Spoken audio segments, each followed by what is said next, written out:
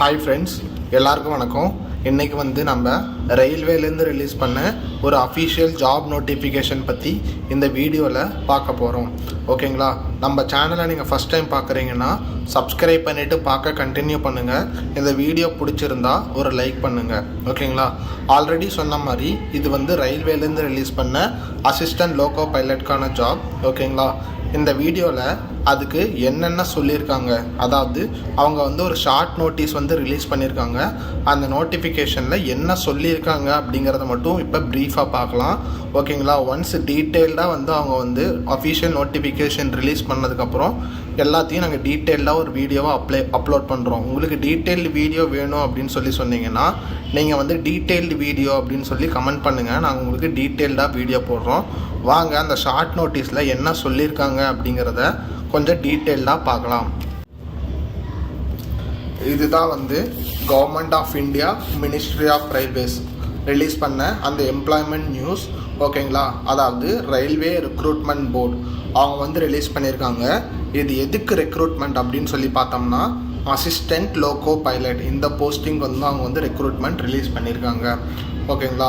இதுக்கு வந்து எலிஜிபிள் கேண்டிடேட்ஸில் கிட்டே இருந்து அவங்க வந்து அப்ளிகேஷனை வந்து வாங்குகிறாங்க.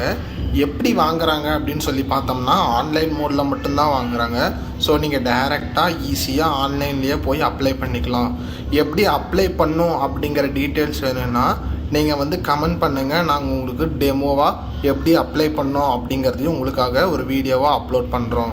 நெக்ஸ்ட்டு வந்து இதோட official notification, complete official notification என்றைக்கு கிடைக்கும்னு சொல்லி பார்த்தோம்னா 10th of April 2025 வந்து கிடைக்கும் அப்படின்னு சொல்லியிருக்காங்க.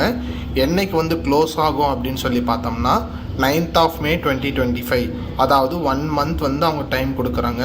அந்த 1 monthக்குள்ளார நாம் போய் அப்ளை பண்ணிக்கலாம். ஓகேங்களா? இப்போ வந்து பே ஸ்கேல் எவ்வளோன்னு சொல்லி பார்த்தோம்னா பே ஸ்கேல் வந்து 7th CPC படி 2 அப்படின்னு சொல்லியிருக்காங்க.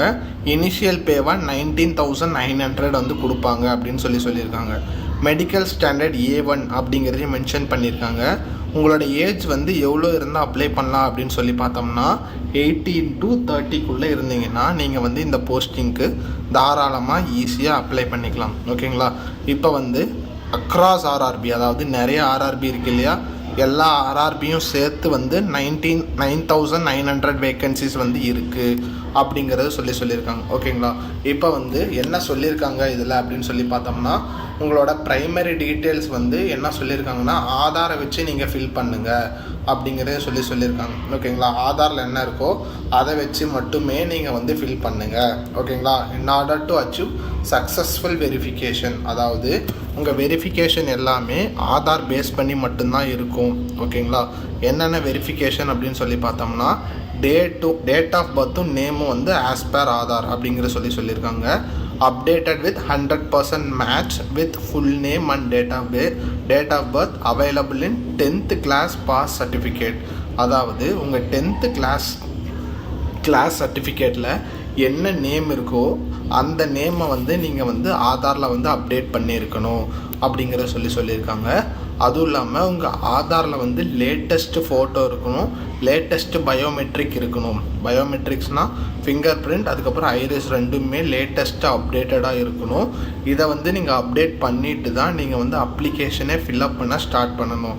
ஸோ நீங்கள் வந்து ஆதாரை ஃபஸ்ட்டு அப்டேட் பண்ணுங்கள். அதாவது உங்கள் ஃபோட்டோ, அதுக்கப்புறம் உங்கள் நேம், உங்கள் டேட் ஆஃப் பர்த், உங்கள் 10th மார்க் ஷீட்டில் எப்படி இருக்கோ அதே மாதிரி நீங்கள் வந்து அப்டேட் பண்ணிங்க ஃபஸ்ட்டு.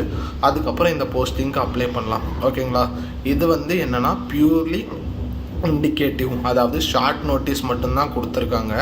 ஓகேங்களா? மீதி எல்லா டீட்டெயிலும் வந்து அவங்க அஃபிஷியலாக வந்து ஓப்பனிங் டேட் அன்றைக்கி தான் வந்து ப்ரொவைட் பண்ணுவாங்க அப்படிங்கிறதையும் சொல்லியிருக்காங்க. ஓகேங்களா? ஒன்ஸ் வந்து அஃபிஷியல் நோட்டிஃபிகேஷன் வந்ததுக்கப்புறம் என்னென்ன RRBயில் என்னென்ன போஸ்டிங் இருக்குது, எப்படி அப்ளை பண்ணுறது அப்படிங்கிறத டீட்டெயிலாக நம்ம சேனல் வீடியோவில் அப்லோட் பண்ணுறோம். தேங்க்ஸ் ஃபார் வாட்சிங்.